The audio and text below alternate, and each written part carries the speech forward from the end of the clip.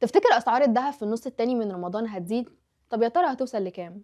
عضو شعبة الدهب نادي نجيب قال إن الإنتاج من المناجم ماشي تمام ومفيش أي نقص، واللي بيتقال عن قلة المعروض مش مظبوط، بس زي أي حاجة حركة السوق مرتبطة بالدورة كلها، الاستخراج للتكرير للتصنيع والدمغ، وأي بطء مؤقت ممكن يخلي المشغولات تتحرك شوية أبطأ، من غير ما يعني إن في أزمة دهب أو نقص في الكميات، وكمان السوق دلوقتي مستني حركة الأسعار العالمية، وكل ده بيخلي الناس تاخد بالها قبل ما تشتري. لكن الحقيقة النص التاني من رمضان بيبقى فيه طلب كبير جدا، خصوصا قبل العيد، خطوبات، جوازات، مناسبات اجتماعية، وده كله بيرفع الأسعار بنسبة ممكن توصل من 10 ل 12%.